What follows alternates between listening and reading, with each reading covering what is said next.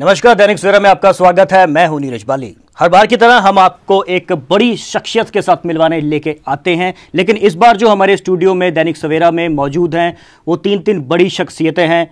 हमारे साथ मौजूद है वित्त राज्य मंत्री अर्जुन मेघवाल, दुष्यंत गौतम जी हैं, पूर्व अध्यक्ष हैं एससी मोर्चा के, और विनोद सोनकर जी हैं, सांसद हैं और वर्तमान में एससी मोर्चा के अध्यक्ष हैं, और हमारे साथ हमारे पत्रकार हैं अशोक अनुज। सर, सबसे पहले आपका स्टूडियो में स्वागत है। थैंक यू आपको भी थैंक यू। सर, सबसे पहले तो हमारे दर्शक ये जानना चाहते हैं, आज आपका पंजाब में आना कैसे हुआ? देखिए, भारतीय जनता पार्टी ने एक कार्यकर्ता सम्मेलन किया हमारे अनुसूचित जाति मोर्चा के द्वारा जी जालंधर में। तो उस सिलसिले में मैं आज आया था और बहुत अच्छा प्रोग्राम हुआ। आने वाले समय में पंजाब में चुनाव है और चंडीगढ़ में जो कल हवा चली है वो हवा पंजाब में भी बहे। पंजाबी सुशासन और विकास की ओर जो बढ़ रहा है वो आगे बढ़ता रहे, इस श्रृंखला में हम आज जालंधर में आए थे। सर, जिस तरह से आपने चंडीगढ़ की बात की है, निश्चित तौर पर बहुत बड़ी ये जीत के तौर पर इसको देखा जा रहा है, और इससे पहले महाराष्ट्र और गुजरात में भी बीजेपी कमाल कर चुकी है। तो इसके साथ मेरा सवाल ये बनता है कि क्या बीजेपी पंजाब में अकेले चुनाव नहीं लड़ सकती? देखिए, हम गठबंधन में हैं लंबे समय से। पंजाब में चुनाव राष्ट्रीय नेतृत्व ने तय किया है कि अकाली दल और भारतीय जनता पार्टी मिलकर के लड़ेंगे जी। ये विषय भी हमारे राष्ट्रीय नेतृत्व से ही संबंध रखता है। आपकी सर व्यक्तिगत राय क्या है? क्या सीटें जो हैं वो ज्यादा बढ़नी चाहिए? इसमें व्यक्तिगत राय कुछ होती नहीं है। हाँ, पंजाब की जो स्थानीय इकाई है उससे राय करके और चर्चा करके राष्ट्रीय नेतृत्व जो पंजाब हित में होगा, जो देश हित में होगा, वो निर्णय लिए जाएंगे। जी, अशोक जी। हाँ जी, अर्जुन जी, मैं सीधा आऊँगा यहाँ पे जो नोटबंदी पे, इसको लेके आपको क्या लगता है? अभी तक आपको कितनी सफलता मिली है और आगे क्या लगता है कि लोगों को जो परेशानी है जारी रहेगी या उसमें कुछ हालात सामान्य होंगे?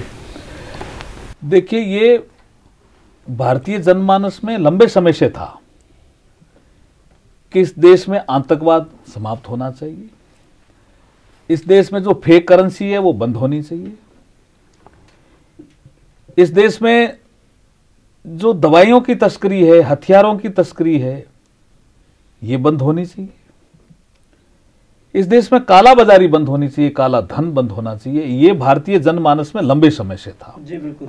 इसको खत्म करने के लिए, कोई निर्णय लेने के लिए जो पूर्ववर्ती सरकारें रही उन्होंने कोई ज्यादा ध्यान नहीं दिया। यूपीए फर्स्ट और सेकंड के समय ये विषय बहुत चर्चा में था, लेकिन ध्यान नहीं दिया गया।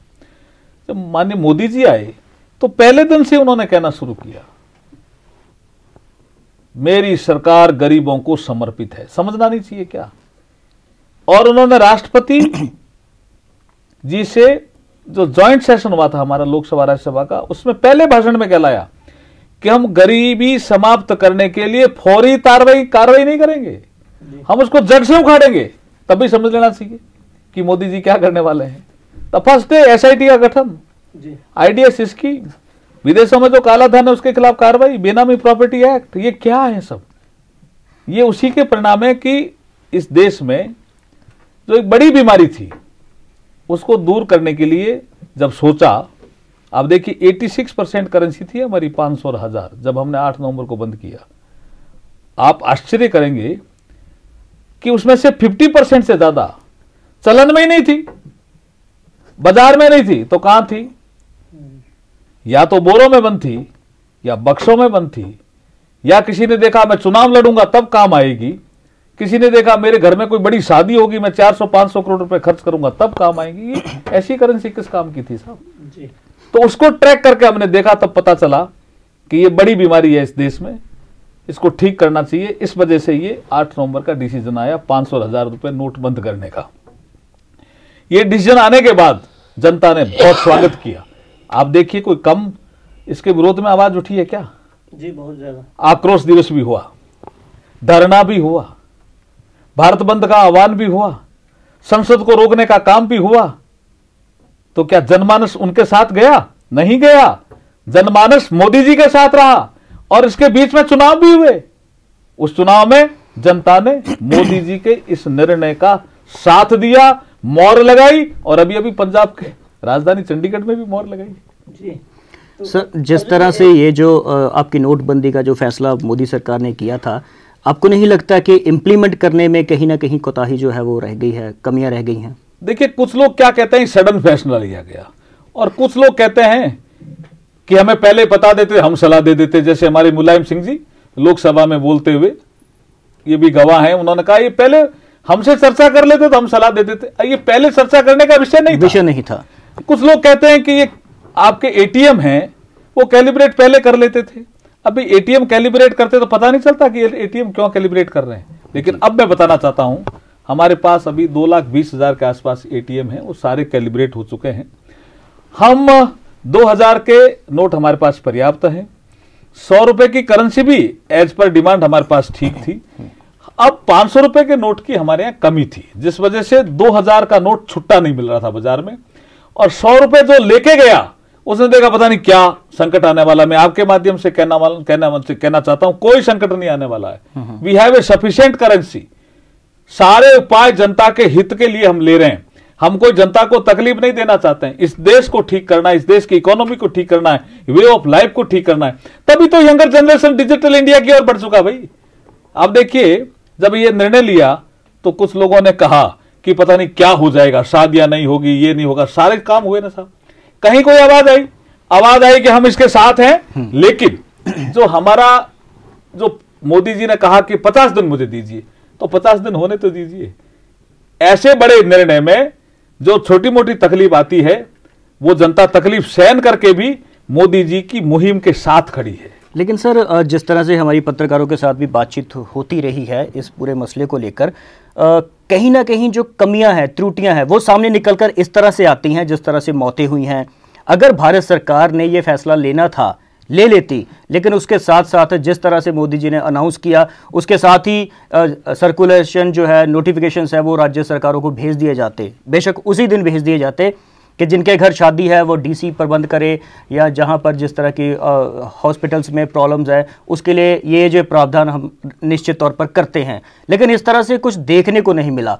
100 के करीब जो है मौतें हो चुकी हैं। इसका जो जिम्मेवार है सर, किसको मानते हैं? देखिए, जो कतार में खड़े थे उनकी जो डेथ हुई, उसकी जांचें भी हो रही है।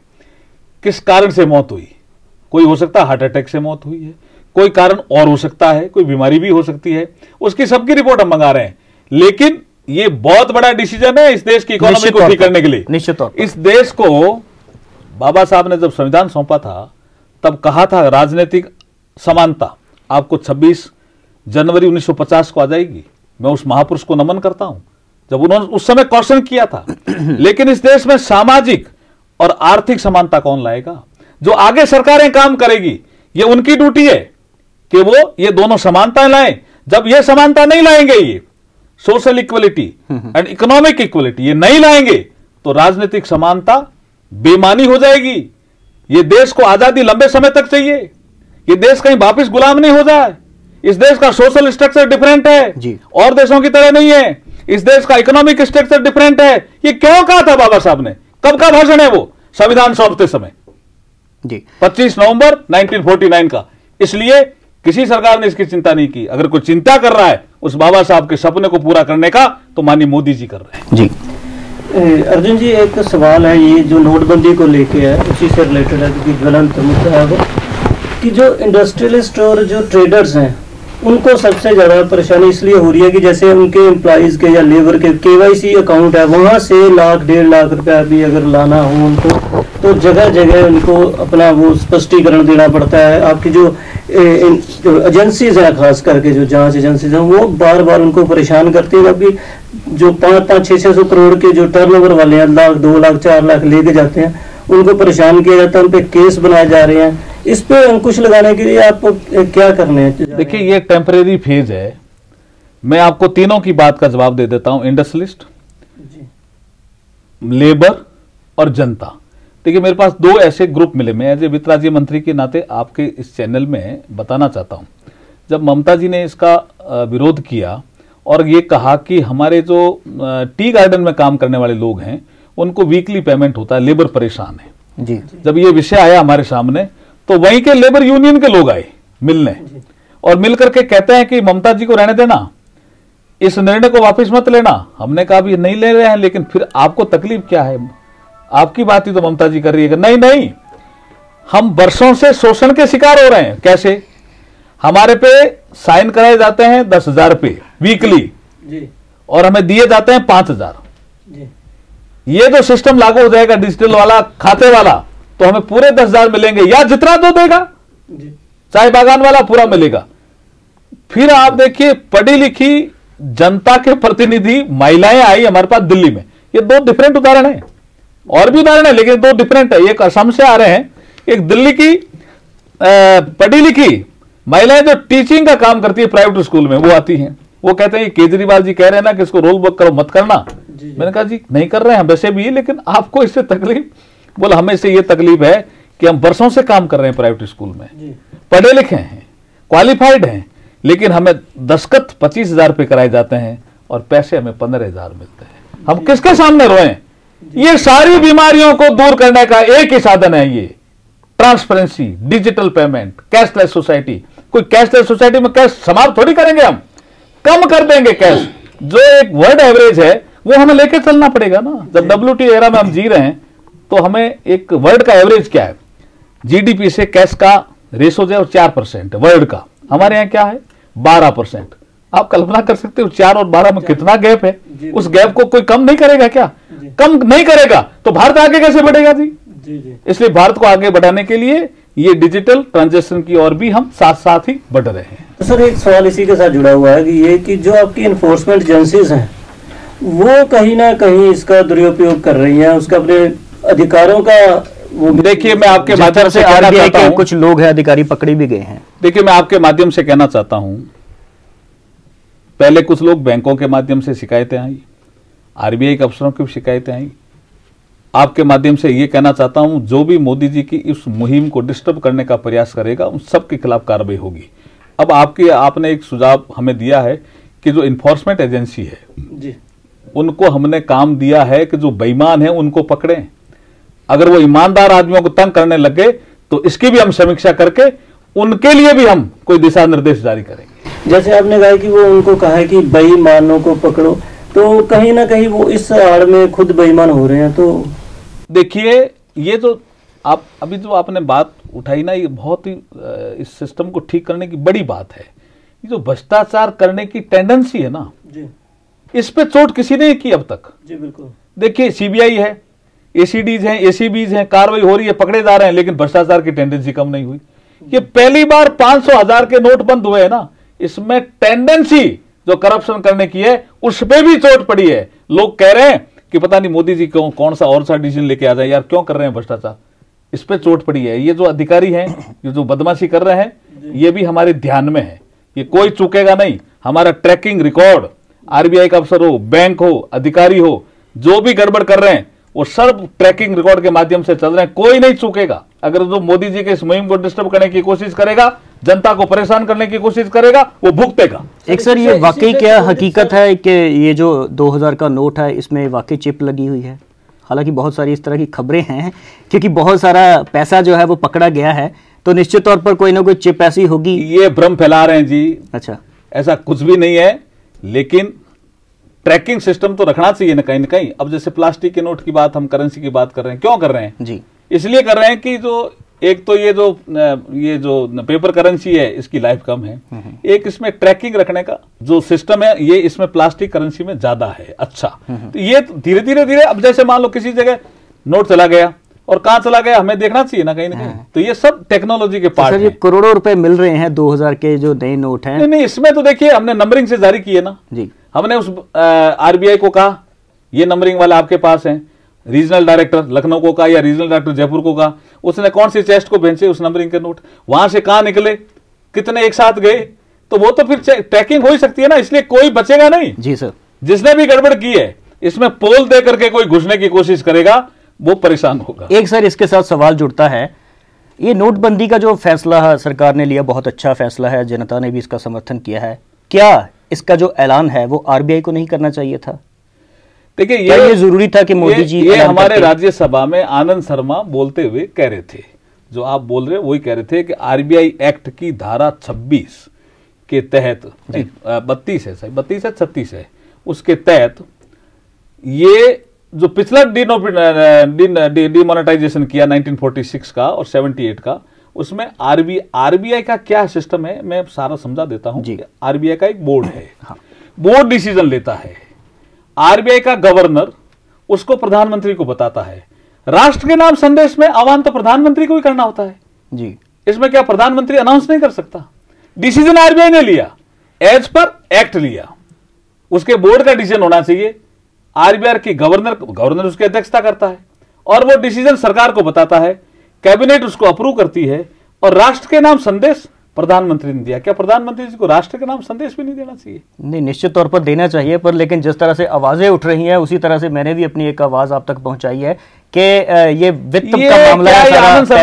आनंद शर्मा जी का कुतर्क था। एक बार डिप्टी चेयरमैन बैठे थे, बोला मैं आया मैं पॉइंट ऑफ ऑर्डर, बोला क्या पॉइंट ऑफ ऑर्डर है? वो सेक्शन ही नहीं बताए, कभी 300 बोल रहे थे, कभी ये आरबीआई का 26 बोल रहे थे, कोई पॉइंट ऑफ ऑर्डर नहीं था, लेकिन बार बार कह रहे थे प्रधानमंत्री को अधिकार नहीं है। हम भी कह रहे हैं कि अधिकार आरबीआई को है, आरबीआई के बोर्ड में डिसीजन लिया, आरबीआई के गवर्नर अध्यक्षता की, उसने कैबिनेट को बताया, कैबिनेट ने अप्रूव किया और जो राष्ट्रपति जी को बताया और उसके बाद प्रधानमंत्री ने राष्ट्र के नाम संदेश किया। सारी प्रक्रियाएं एज पर कॉन्स्टिट्यूशन अपनाई गई। जी बिल्कुल। इसके साथ साथ जुड़ता एक सवाल है, मेरे कुछ मित्र हैं वो विदेशों में हैं, एनआरआईज हैं, उनकी ये समस्या है कि हमारे पास जो पैसे हैं उनको हम यहाँ बैठे हुए किस तरह से चेंज करवाएं? देखिए, उनके लिए भी हमने जो दूतावास हैं उनको कुछ दिशा निर्देश जारी किए हैं। नेपाल में भी ये हमारे पास समस्या आई, अमेरिका से भी आई, लेकिन इसका दुरुपयोग भी कुछ लोगों ने करने की कोशिश की, इसलिए हम इसको 30 दिसंबर के बाद सेटल करेंगे। क्या था कि कुछ लोग यहां से पैसा लेकर के चले गए, डॉलर कन्वर्ट करा के लिए आए। कुछ लोग जो हमारे मनी चेंजर हैं उनमें 9,000 डॉलर तक रख सकते हैं, उसमें चेंज किया। देखिए 30 दिसंबर के बाद रिजर्व बैंक ऑफ इंडिया में एफिडेविट के साथ आप पैसा जमा करा सकते हैं 31 मार्च तक। वो डरने की जरूरत नहीं है, सारी व्यवस्थाएं हैं इस सिस्टम में, सारी व्यवस्थाएं की गई, उनको भी डरने की जरूरत नहीं है। जी अर्जुन जी, इस विषय से हटके थोड़ा हम आते हैं। आप पंजाब में आए थे, राष्ट्रीय जो आप अध्यक्ष भी साथ हैं आपके एससी मोर्चा के, दलितों की जो रैली थी उसमें आप संबोधित करने आए थे कि एक बड़ा इशू ये है कि डॉक्टर BR अम्बेडकर जी को लेके अब दोनों पार्टियों में अब खींचतान चल रही कि अम्बेडकर जी हमारे थे या हम उनके थे या वो हम उनके लिए कर रहे थे। अब ये दावे कर रहे हैं, इन दावों के पीछे क्या कारण है? आज अम्बेडकर जी को फोकस में रख के राजनीति हो रही है सारी। अम्बेडकर जी जब इस देश में थे और जिंदा थे और काम कर रहे थे तो किसके नजदीक थे सबको पता है। कांग्रेस ने उनको कभी नहीं अपनाया, उल्टा कांग्रेस ने उनकी आलोचना की। उनकी डेथ होने के बाद भी कांग्रेस ने उनको वो सम्मान नहीं दिया जो मिलना चाहिए था उनका। संसद में तेल चित्र भी 89 में लगता है जब वीपी सिंह प्राइम मिनिस्टर होते हैं और उसमें हमारे अटल बिहारी वाजपेयी समर्थन करते हैं कि नहीं तेल चित्र लगना चाहिए। भारत रत्न भी बाद में दिया जाता है, क्यों भाई इतना कैसे? तो वर्तमान सरकार जो मोदी जी की सरकार है वो खाली बाबा साहब के लिए नहीं, ऐसे जितने भी महापुरुष हैं जिनके साथ अन्याय हुआ, मदन मोहन मालवीय जी को आपने भारत रत्न नहीं दोगे? क्यों नहीं दोगे जी? कितना बड़ा काम किया उन्होंने, वो करेक्शन किया है सरकार ने। सरदार पटेल को वो सम्मान नहीं दोगे? ये इतने देशी राजाएं थे और अंग्रेज क्या छोड़ के गए थे? चाहो तो भारत में मिलो, चाहो तो पाकिस्तान में मिलो, चाहो तो स्वतंत्र हो जाओ। कैसा राजनीतिक एकीकरण किया पटेल जी ने, तो सरदार पटेल को वो सम्मान नहीं मिलना चाहिए? संविधान बना करके सामाजिक समरसता जो बाबा साहब ने दी, हमारे आसपास जो देश आजाद हुए वो सारे डिस्टर्ब रहे, हमारे संविधान के कारण हम लोकतंत्र में पुष्ट हुए, बलवान हुए, मजबूत हुए, पल्लवित हुए और पूरे संसार का सबसे बड़ा लोकतंत्र देश बनने का भारत को गौरव प्राप्त हुआ। किसके कारण हुआ? वो बाबा साहब के कारण हुआ। तो बाबा साहब को सम्मान नहीं मिलना चाहिए। इसलिए कांग्रेस शासन में जिन महापुरुषों को वो सम्मान मिलना चाहिए था और सम्मान से वो नहीं मिला, उनको हम सम्मान देने का कोशिश कर रहे हैं। जी अर्जुन जी, कहीं ऐसा तो नहीं है कि दलित वोट बैंक हमेशा ही कांग्रेस का रहा है, तो उसको वोट बैंक के लिए ही ये सब कर रहे हैं आप लोग कि ये दलित वोट बैंक हम अपनी तरफ करने के लिए ये सब कुछ अरे बाबा साहब का इस्तेमाल किया जा रहा है? देखिए, वोट बैंक की राजनीति कांग्रेस करती आई है। भारतीय जनता पार्टी सुशासन और डेवलपमेंट में बिलीव करती है। हमारा 2 ही एजेंडा है, डेवलपमेंट और गुड गवर्नेंस। इससे चलेंगे तो सबका साथ और सबका विकास, ये हमारा नारा है जिसमें हम सफल होंगे। दलित भी उसमें सम्मिलित है। सोनकर जी, अगला सवाल मेरा आपसे है। जिस तरह से अरविंद केजरीवाल ने ये कहा है कि अगर उनकी सरकार यहाँ बनती है पंजाब में, तो जो डिप्टी सीएम है वो दलित होंगे, तो क्या अगर बीजेपी की सरकार बनती है तो डिप्टी सीएम के बारे में कुछ सोचा जा सकता है? देखिए, अरविंद केजरीवाल जी दिल्ली में पूरी तरह फ्लॉप हो गए हैं और वो आज भी कांग्रेस की मानसिकता से काम कर रहे हैं। दलितों को वो केवल वोट बैंक समझ रहे हैं और दलित समाज अब समझ चुका है कि ये कांग्रेस के एजेंडे पे काम कर रहे हैं और दलित समाज इनके लुभावे में नहीं आने वाला। जहाँ तक नेतृत्व की बात है, डिप्टी सीएम या सीएम की बात है, केवल भारतीय जनता पार्टी ऐसी पार्टी है जहाँ पे लोकतांत्रिक ढंग से और संगठन में काम होता है। भारतीय इतिहास में कहीं देखने को नहीं मिलता कि चाय बेचने वाला आदमी देश का प्रधानमंत्री बनता है। एक बूथ पे काम करने वाला आदमी इस पार्टी का राष्ट्रीय अध्यक्ष बनता है और मुझ जैसा छोटा सा कार्यकर्ता जो इलाहाबाद में फल सब्जी का काम करता हो, वो भारतीय जनता पार्टी के कारण देश की सबसे बड़ी पंचायत में पहुंचता है और देश की एक राष्ट्रीय पार्टी, एक सबसे बड़ी पार्टी का अनुसूचित मोर्चे का अध्यक्ष बनता है जी। तो भारतीय जनता पार्टी में इस तरह का कोई विवाद नहीं है। ये कार्यकर्ताओं की पार्टी है। चुनाव हो जाने के बाद कोई कार्यकर्ता ही बनेगा, कांग्रेस की तरह कोई परिवारवाद से तो यहाँ पे नहीं थोपे जाने वाला है। गौतम जी, मैं आपसे जानना चाहता हूँ, जिस तरह से आपसे अब आप अपने सेवा से मुक्त हो चुके हैं एससी मोर्चा की, वैसे तो चलो बीजेपी आपको हो सकता है कुछ नया पद जो है वो ऑफर कर रही हो, उसके बारे में भी हम मेघवाल साहब से जानना चाहेंगे। हल्की हल्की मंद मंद मुस्कान इनकी कुछ बता रही है, लेकिन उसके साथ मैं ये भी जानना चाहूँगा कि आप पंजाब में चुनाव प्रचार के दौरान आप मौजूद रहेंगे?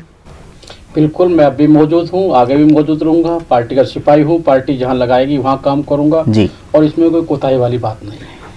मैं थोड़ा सा जो विषय इनसे लिए मैं उसमें थोड़ा सा जोड़ना चाह रहा हूँ, अगर आप अनुमति दें। जी प्लीज। जी, संविधान या किसी पुस्तक का लिखा जाना एक अलग बात है, हाँ। उसकी आत्मा का विश्लेषण करना एक अलग बात है। बिल्कुल, संविधान लिखा गया, संविधान से चल रहे थे अभी, लेकिन डॉक्टर अम्बेडकर के संविधान की आत्मा क्या थी, डॉक्टर अम्बेडकर की सोच क्या थी उसके पीछे, मुझे ध्यान आता है। संविधान समर्पित करते हुए डॉक्टर भीमराव अम्बेडकर जी ने कहा था कि संविधान अच्छा हो सकता है अगर इसको उपयोग करने वाले अच्छे हों जी, संविधान बुरा हो सकता है इसके उपयोग करने वाले बुरे हों। ये 26 नवंबर 1949 की बात है।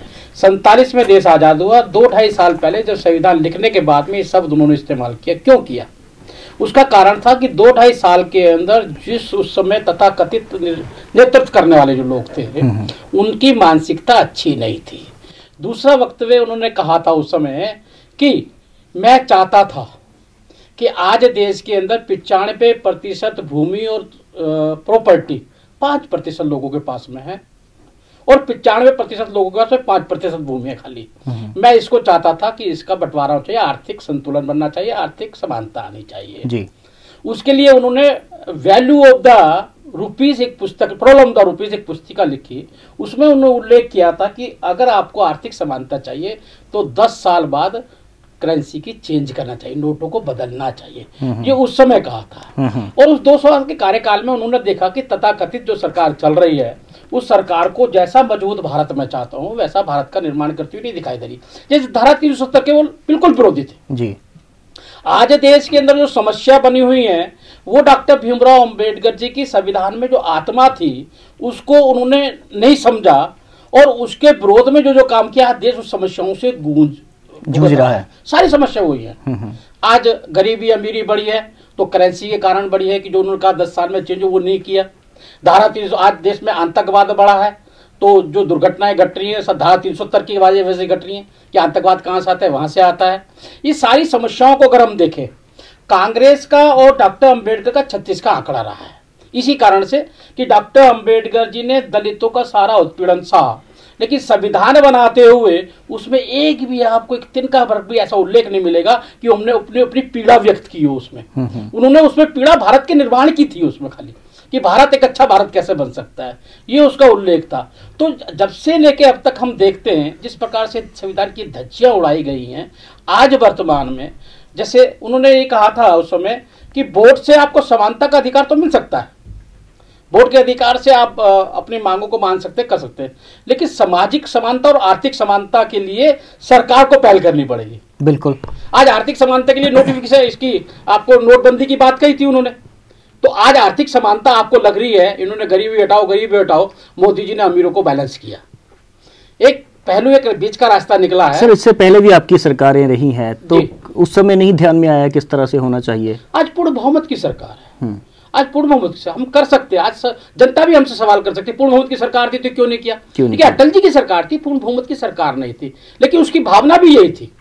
लेकिन उसकी भावना सरकार चलाने के साथ साथ ये भी थी कि ऐसे कुशासन वाले फिर ना आ जाएं, इसलिए जब तक इसको चलाया जा सकता है, देश को बचाया जाना चाहिए। आज मैं देश की जनता का बहुत बहुत धन्यवाद करना चाहता हूं कि उन्होंने एक ऐसा प्रधानमंत्री दिया जिसकी सोच और वैचारिक तौर पर डॉक्टर भीमराव अंबेडकर जी और पंडित दीनदयाल उपाध्याय जी की लाइन में लगे अंतिम व्यक्ति की चिंता करना। लेकिन आतंकवादी गतिविधियां बहुत बढ़ गई हैं। नहीं बढ़ी हैं।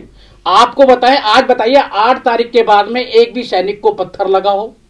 8 तारीख के बाद आज 40 दिन की आप बात तो कर रहे हैं कि जनता लाइन में लगी हुई है, क्या कोई स्कूल जला? मैं सिर्फ 2.5 साल की बात कर रहा हूँ, इस 2.5 साल की बात कर रहा हूँ। 2.5 साल में आपको उल्लेख हो रहा है ये। पहले अंदर खाते जो मरते थे पता ही नहीं पड़ता था, आपको बताएं हम। अब तो सीधा सीधा है ना, जो आदमी मरता है जिसको लग रहा है कि तेरा आतंकवाद खत्म होने वाला है, तेरे को फ्री के पैसे मिलने वाले खत्म होने वाले, तेरे को विरोधी आका जो है वो बैठने वाले आपको सपोर्ट करने वाले, तो चीखेंगे चिल्लाएंगे ना जी वो। तो आज वहां की जनता, आज आप देखिए 2.5 साल से पहले आपको तिरंगा फहराने के लिए फोर्स लगानी पड़ती थी, आज वहां तिरंगा फहराया जाता है। आज भारत माता की जय बोली जाती है, विश्व भारत माता की जय बोली जाती है। मुझे ध्यान है कि 2.5 साल पहले हम करते थे, आपस में बात के अब क्या 26 जनवरी पे कौन आएगा, अब क्या 15 अगस्त पे कौन आएगा? आज कोई नहीं आता, सब कहते हैं नरेंद्र मोदी हमारे यहाँ आना चाहिए। नया पद आपको कौन सा मिलने वाला है? ये हमारे यहाँ लोकतंत्र है, पार्लियामेंट्री बोर्ड डिसाइड करता है। मेघवाल साहब जवाब देना चाहते हैं। मैं देखिए, इनका कार्यकाल अनुसूचित जाति मोर्चे के रूप में बहुत अच्छा रहा है, और जैसे विनोद जी ने कहा कि भारतीय जनता पार्टी कार्यकर्ताओं की पार्टी है, इसलिए अच्छे कार्यकर्ताओं को निखारने का और उभारने का काम भारतीय जनता पार्टी करती है, इनके लिए भी करेगी। जी मेघवाल जी, एक आप तीनों लोगों से मेरा एक सवाल है, कॉमन सवाल है, क्योंकि दुष्यंत जी ने अभी आर्थिक समानता और सामाजिक समानता की बात की है। आपके राष्ट्रीय अध्यक्ष बैठे हैं एससी मोर्चा के, और ये पूर्व अध्यक्ष हैं।